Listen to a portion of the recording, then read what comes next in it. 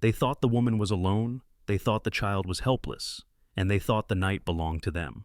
At a frozen bus stop on Christmas night, three bullies made one mistake. They chose the wrong victims, and they never noticed the quiet man standing nearby, or the German shepherd sitting at his feet.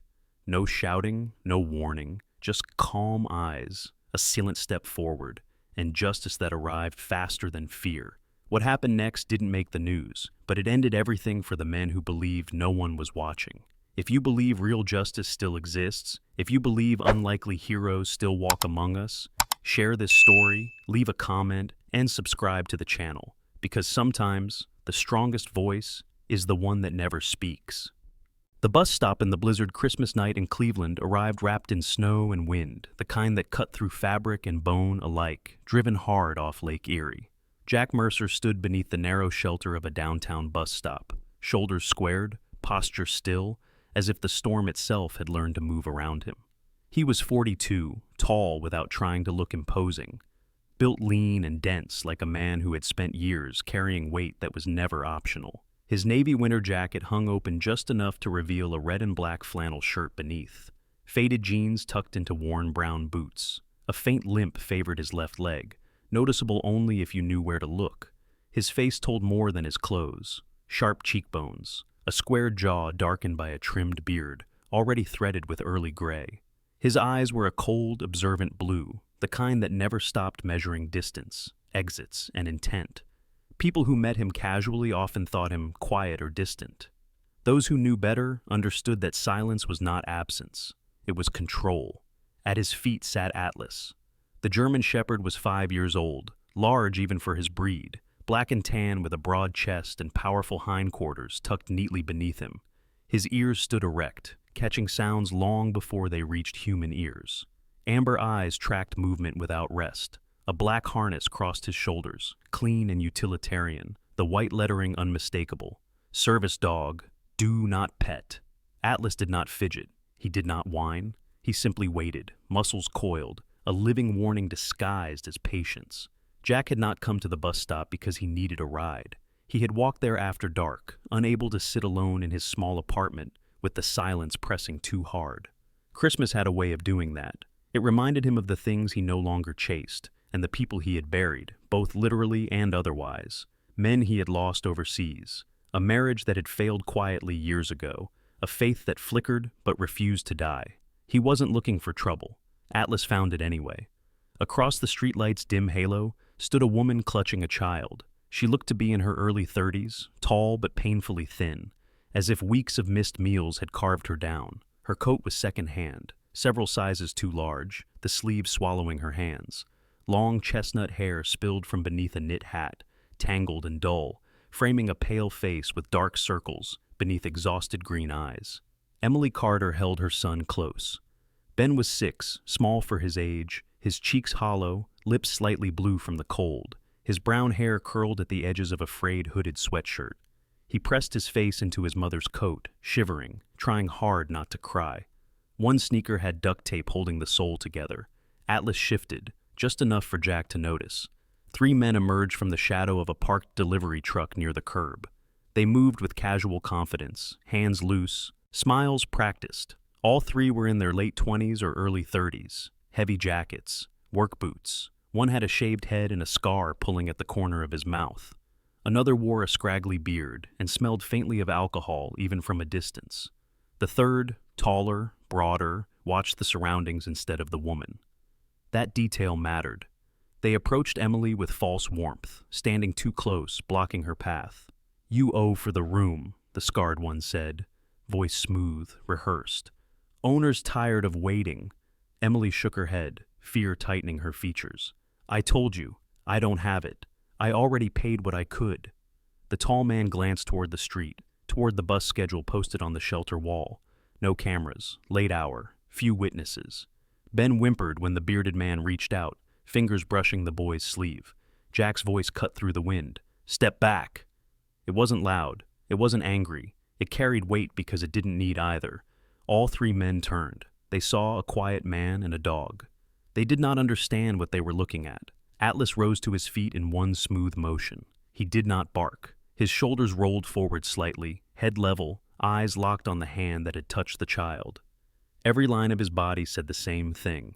One move closer ends badly. The scarred man laughed, uncertain. Mind your business. Jack stepped forward once. No rush, no threat, just presence. That kid didn't invite your hands, Jack said. You've said your piece, walk away. The tall man's eyes flicked to Atlas's harness, then back to Jack's face. Something there gave him pause. He pulled subtly on the scarred man's sleeve. Let's go, he muttered. But greed hesitated slower than fear. The bearded man sneered. You gonna sick the dog on us, hero? Jack's hand rested lightly on Atlas's harness. The dog felt the contact and stilled even further. No, Jack said. I won't need to. Snow thickened, swirling harder, swallowing sound. Emily stared at Jack, hope and terror warring on her face. Atlas took one silent step forward, and the night held its breath. Restrained force. Jack did not move when the man's fingers closed around Ben's sleeve. The child flinched, a sharp intake of breath that cut through the wind. Emily reacted instantly, pulling Ben back against her, her thin arms wrapping around him with desperate strength, her face drained of what little color it had left. Jack spoke only once. Let go. His voice was calm, not raised, not threatening, but it carried the kind of certainty that came from men who had issued commands under fire and expected them to be obeyed. The scarred man hesitated, fingers loosening but not fully withdrawing. His mouth twisted into a crooked smile, more reflex than confidence. You don't get to tell me what to do, he said. Atlas shifted, just half a step. That was all. The German shepherd's movement was almost imperceptible to an untrained eye, but it changed the air instantly. His shoulders rolled forward, muscles tightening beneath his thick black and tan coat. His head lowered slightly, eyes locked onto the man's hand with mechanical precision. No growl, no bark, only intent. The bearded man stopped smiling. The tall one, the watcher, cursed under his breath. Easy, he muttered, raising one palm toward Atlas as if the dog were a weapon that might discharge on its own. Jack finally moved. He stepped between the men and Emily, placing his body squarely in the narrow space of the bus shelter. Up close, the sharp angles of his face were more apparent. A faint white scar traced his right eyebrow, barely visible under the streetlight. His beard was trimmed short, disciplined, like the rest of him. His eyes never left the men's hands. Back away, Jack said. All of you. The scarred man scoffed. Who are you supposed to be? Jack did not answer. Atlas did. Not with sound, but with posture. He aligned perfectly with Jack's left leg, sitting now, coiled and ready. The harness strap creaked softly as his chest expanded with a slow, controlled breath. Service dog, do not pet. The tall man swallowed. He had seen dogs before. This was different. Look, he said quickly, glancing at his companions. We're just here on business. No need to make this ugly. Jack tilted his head slightly. A gesture small enough to miss, but Atlas felt it. Your business ends now, Jack replied. You don't have a lease, you don't have a warrant, and you definitely don't have the right to touch a child.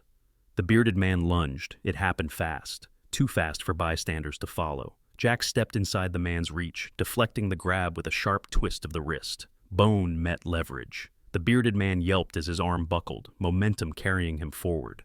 Jack pivoted, using the man's weight against him, and sent him crashing into the side panel of the shelter.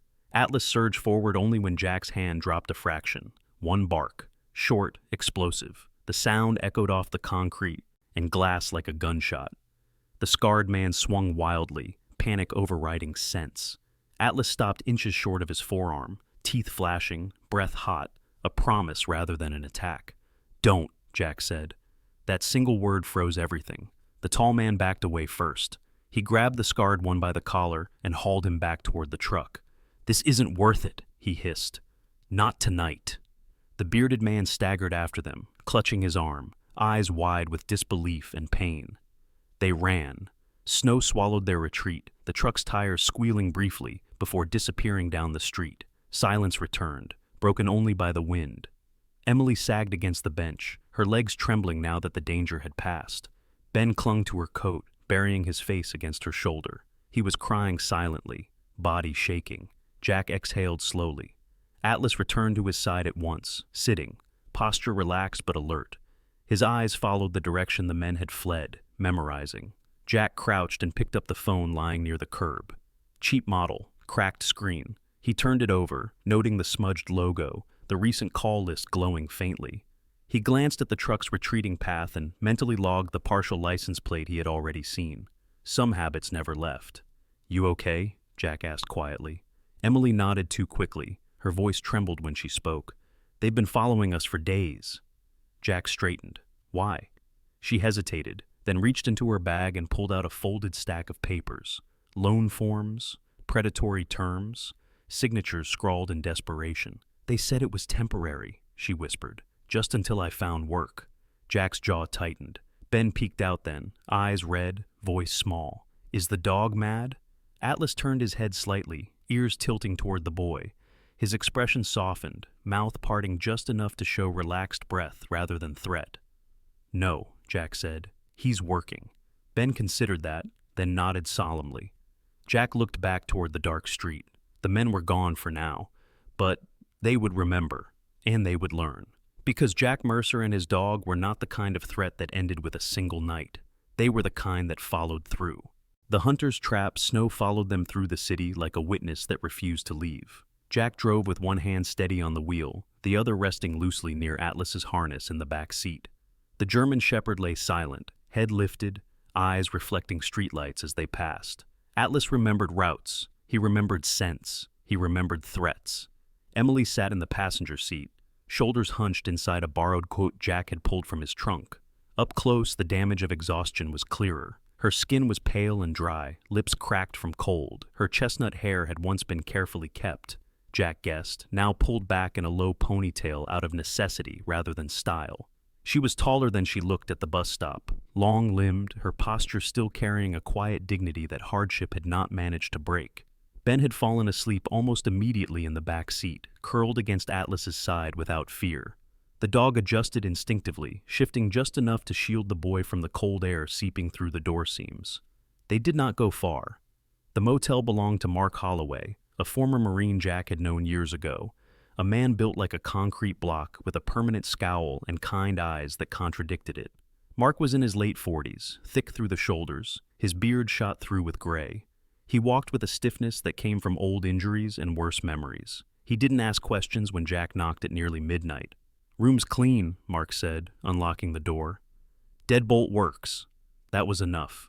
Inside, the room was small but warm. 2 beds, clean sheets, a bathroom door that locked. Emily stood just inside, hands trembling slightly now that she was safe enough to feel it. Jack waited until Ben was asleep under blankets before he spoke. "They weren't just collecting rent," he said quietly. Emily nodded. Her eyes filled, but she did not cry, not yet. "I lost my job 3 weeks ago," she said. "The restaurant closed without warning. No severance, no notice." Her voice was steady, practiced. She had told this story before. "I had some savings, not enough. Rent came due, then the late fees. That's when they showed up." She pulled folded papers from her bag. Loan documents, interest rates that climbed by the week. Clauses written to trap, not help. "They said it was short-term," she whispered. "They said it would keep us off the street." Jack read silently. His jaw tightened. "They're not a loan company," he said. "They're hunters." Emily's hands clenched. "I tried to stop answering the phone. They found us anyway." Jack nodded. "Because that's what they do." He didn't explain how he knew. He didn't need to. Later, while Emily showered and the room finally grew quiet, Jack sat on the edge of the second bed with Atlas at his feet. He spread the evidence out carefully. The dropped phone from the bus stop, the partial license plate, the loan paperwork. Patterns emerged quickly. He moved through the city like a shadow the next day, not chasing, observing. Jack walked the perimeter of the bus stop at daylight, noting camera angles most people ignored. He spoke to a bodega owner with tired eyes and nicotine-stained fingers.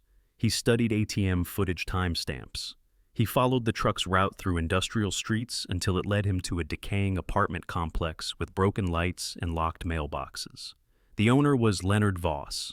Voss was in his early 60s, tall and gaunt, his frame draped in expensive coats that never quite fit right. His hair was silver and slicked back, his face sharp and hollowed, eyes restless. He smiled too often and listened too little. Jack watched him from across the street as tenants came and went, shoulders hunched, eyes down. Atlas sat beside Jack, perfectly still. Voss noticed the dog first. His smile faltered. Jack never approached him, not yet. Instead, Jack began to map connections, names on the paperwork, phone numbers tied to shell companies, addresses that led nowhere. He found a pattern that made his stomach turn. It wasn't just Emily. There were others. An elderly man who had lost his wife and couldn't read the fine print. A single mother with twins. A disabled veteran whose benefits barely covered medication. Deposits taken. Threats made. People forced out quietly so the apartments could be relisted at higher rates. Jack stared at the list late that night, sitting in his car while Atlas watched the motel door. This wasn't a street-level crime. It was a system, and systems fell only when pressure was applied in the right places. Emily stood in the doorway then, wrapped in a towel, her hair damp and curling slightly at her shoulders. She looked younger like that, softer, still scared. "Are we in trouble?" she asked. Jack met her gaze. "No." She searched his face. "They won't stop." Jack nodded once. "Neither will I." Atlas rose and stepped forward, placing himself quietly between Emily and the door. Not threatening, protective. His presence spoke clearly enough. Emily exhaled, a sound halfway between relief and fear. Jack looked down at the list of names again. This wasn't about vengeance. It was about consequences. And the trap was already closing. Justice without noise. Jack chose a diner near the river to meet Detective Sarah Donnelly. It was the kind of place that stayed open when the city wanted to sleep. All chrome edges and fogged windows, the smell of burnt coffee and bacon grease hanging in the air. Sarah arrived without fanfare, shrugging snow from a long charcoal coat. She was in her late 30s, tall and lean, with auburn hair cut just below the jaw in a practical line that framed a pale, freckled face. Her eyes were gray and steady, the eyes of a woman who listened more than she spoke, and had learned, the hard way, that truth often hid in the quiet details. She carried herself with the contained weariness of someone who had buried optimism but not integrity. They sat in a corner booth. Atlas lay beneath the table, invisible, unless you knew where to look. Jack did not introduce himself as a former Navy SEAL. He did not explain the confrontation at the bus stop in heroic terms. He slid a manila envelope across the table and let the contents speak. Camera stills, license plate numbers, phone records, copies of loan agreements, a handwritten list of names, addresses, ages. Sarah flipped through the pages slowly, her expression tightening with each turn. She stopped at the list. "This isn't small," she said. "No," Jack replied. "It's organized." Sarah looked up at him then, studying the angles of his face, the disciplined stillness in his posture. "Most people don't bring me this kind of package," she said. "They bring stories." "I'm not here for credit," Jack said. "I'm here for results." She nodded once. "Then you did the right thing." Outside, the storm worsened. That night, the snow came down hard enough to erase sound. Jack returned to the motel before dark. He checked the locks twice, drew the curtains, turned off the lights. Emily watched him with quiet tension, her hands wrapped around a chipped mug of tea. "They'll come," she said. "Yes," Jack replied. "But not the way they think." Ben was already asleep in the inner room, curled beneath blankets. Jack guided Emily in beside him, his voice low and steady. "Stay here. Don't open the door, no matter what you hear." Atlas stood at Jack's heel, harness secured, eyes bright in the dim light. The knock came just after midnight, hard, aggressive. Jack did not answer. The second knock turned into a kick, the door rattling in its frame. Wood cracked, the deadbolt held. "Open up," a voice shouted. "We just want to talk." Jack moved silently into position at the end of the narrow hallway. Atlas took his place in front of him, body aligned, muscles tight beneath his coat. The dog did not bark. He did not growl. He waited. The door gave way on the third kick. It burst inward, slamming against the wall. Cold air rushed in, carrying snow and the smell of cheap cologne. The scarred man from the bus stop stumbled inside first, breath ragged, eyes wild. Behind him loomed the bearded man, heavier now in winter layers, anger rolling off him in waves. They froze. Atlas stood in the center of the hallway like a statue carved from muscle and intent. His head was level, eyes locked on the first man's chest. His silence was absolute. For half a second, the scarred man hesitated. Half a second was all it took. Red and blue lights flooded the doorway. Shouts followed. Boots hit snow. Police moved in fast, weapons drawn, commands sharp and clear. The men dropped instinctively, panic replacing bravado. Detective Sarah Donnelly stepped inside moments later, snow clinging to her coat, badge visible. "Leonard Voss is in custody," she said calmly. "So are the others." Jack nodded. Emily emerged from the bedroom then, Ben clinging to her leg, eyes wide. She stared at the men on the floor, at the officers cuffing them, disbelief softening into relief. Atlas relaxed only when Jack placed a hand on his harness. The arrests didn't stop there. By morning, warrants had expanded outward like ripples. Shell companies collapsed under scrutiny. Bank accounts froze. Properties were seized. The man behind it all, a quiet financier who never got his hands dirty, was led out of a downtown office in handcuffs, his tailored suit suddenly meaningless. Sarah returned later that day with paperwork and tired eyes. "You broke something wide open," she said to Jack. "People like this rely on silence. You didn't give them any." Jack watched snow fall beyond the window. "They relied on fear." Sarah glanced at Atlas, then back at Jack. "Fear only works until it meets something stronger." Emily listened from the doorway, holding Ben close. For the first time since Jack had met her, her shoulders were no longer drawn tight with dread. Justice hadn't come with shouting. It had arrived quietly, deliberately, and it had stayed. A home with a shape. Winter did not loosen its grip on Cleveland right away, but the city felt different after the arrests. Not brighter, not warmer, just steadier, like a storm had passed and left behind a quiet that allowed people to breathe again.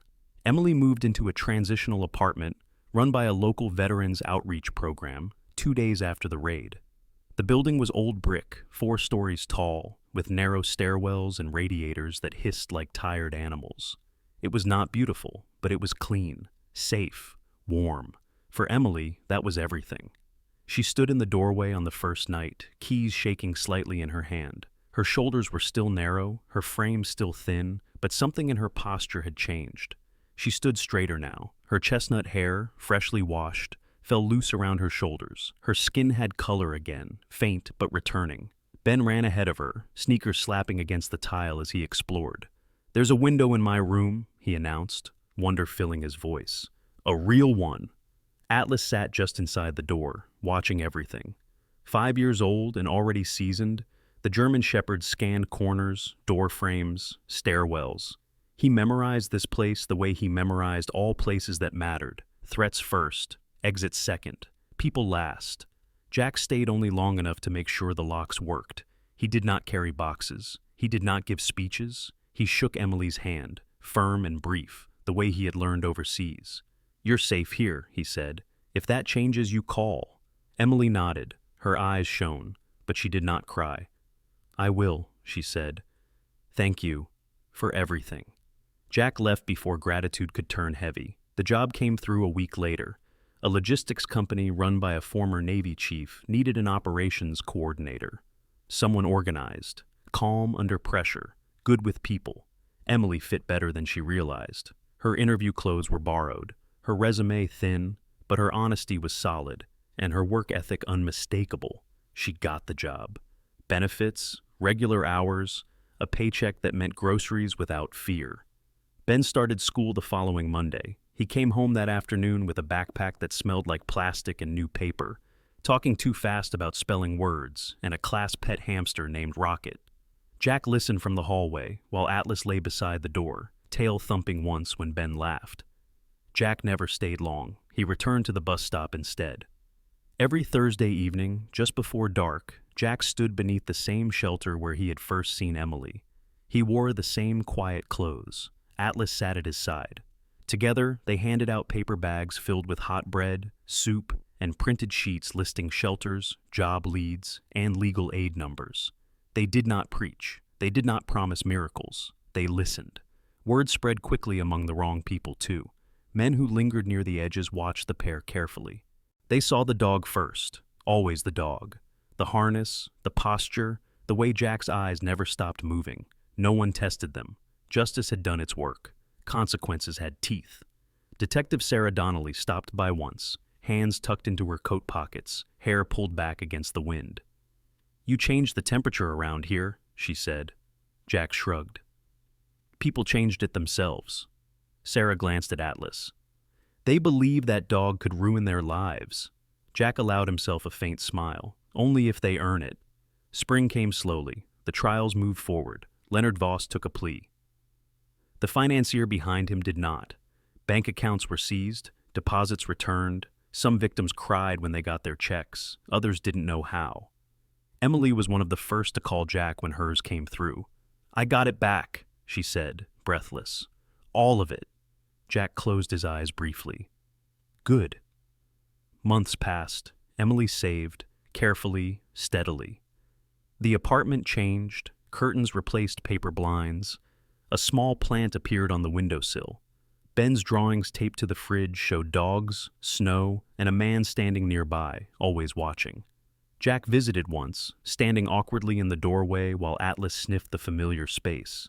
"This is home," Ben declared, as if daring the word to disappear. Jack believed him. On the first night Emily slept without waking from fear, she realized something quietly profound. Accepting help had not made her smaller. It had given her room to stand. Jack learned his own lesson more slowly. He still lived alone, still kept his routines, still woke early, checking doors, scanning shadows. But the bus stop was no longer a place he avoided. It had become a marker, a reminder. Justice, he understood now, was not only about stopping harm, it was about staying, about being present long enough that harm thought twice. Jack and Atlas remained what they had always been, quiet, watchful, a threat only to those who chose to be predators. And in that quiet, a home took shape, not just for Emily and Ben, but for Jack too. Sometimes, a miracle does not arrive with bright light or thunder from the sky. Sometimes, a miracle comes quietly, in the form of someone who chooses to stay when the world walks past. A hand offered at the exact moment it is needed. A silent presence strong enough to make evil hesitate. This may be how God works in our everyday lives. Not by changing circumstances all at once, but by placing the right people in the right moment. To protect, to remind, to show us that justice, compassion, and hope still have a place in this world. If you are watching this story and life feels cold or lonely right now, remember this: God has not forgotten you. He may be preparing a quiet miracle through you or through someone you have not yet met. If this story touched your heart, please share it so that hope can reach someone else. Leave a comment to say that you still believe in goodness. And subscribe to the channel for more stories about faith, justice, and hope. May God bless everyone watching. May He protect the vulnerable, guide those who feel lost, and bring peace to your home tonight and in the days ahead. Amen.